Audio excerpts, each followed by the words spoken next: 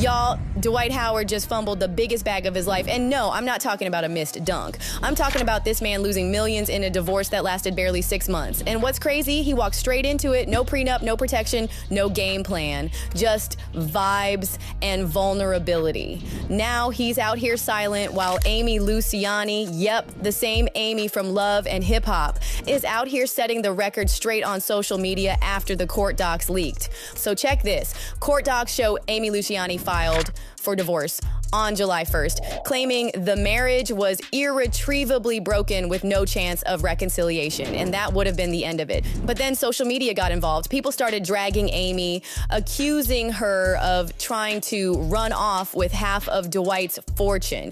That's when she took to Instagram to clear the air. She posted this on her IG story with such a private moment, like a marriage ending. I really do want to keep a lot private, but it's hard to watch this narrative spreading quickly about me. I plan on speaking on this one time only. But here's where it gets juicy. Amy says she was the one who asked Dwight for a prenup, not the other way around. Before we were married, I asked him to sign a prenup because I believe what you worked for is yours. I mentioned a prenup first. He declined. Yep.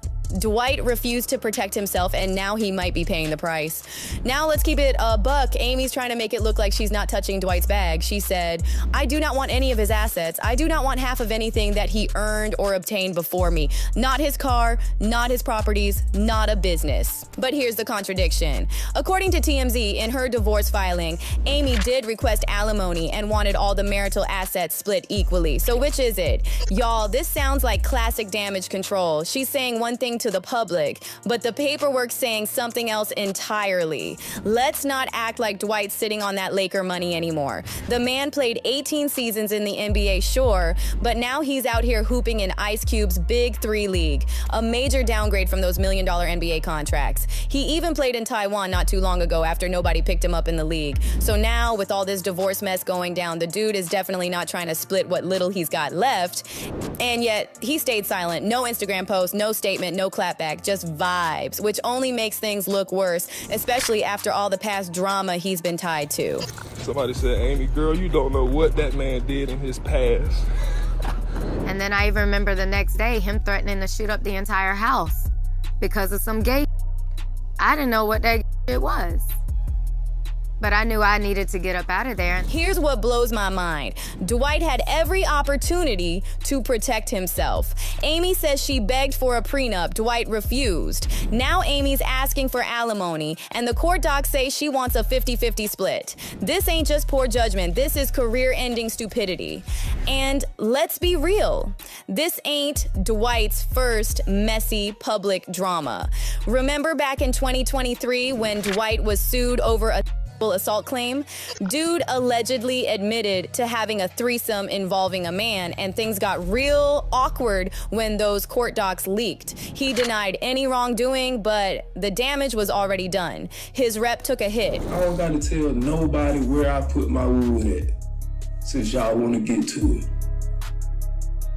That ain't nobody's business where I put my shit at. Y'all just weird. And now, with this divorce drama, folks are low-key saying this man got dragged out the NBA, out of Taiwan, and now out his own damn marriage. Dwight just keeps catching L's. Even if Amy walks away with just alimony, it's still a loss. Don't forget, this is a man who doesn't believe in prenups. If you love someone, you trust them. Well, how'd that work out? She ain't got nothing else to do. Then she mad because Cardi B's song is in the top 10 and shit.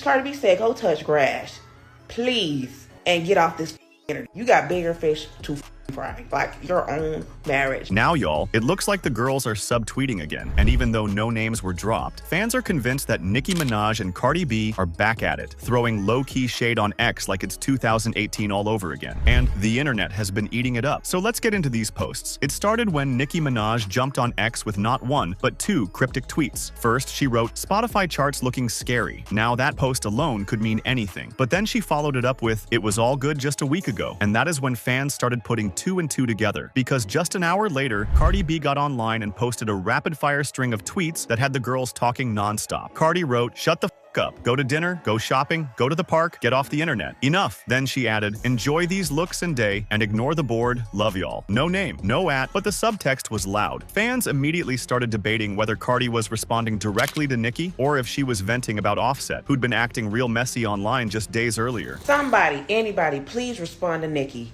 Please, so she can shut the for real. She over there on Twitter going 40 days and 40 nights about something we don't give a f about. I guess she woke up on one. Yeah, I guess she feel like she getting forgotten about and left in the dust.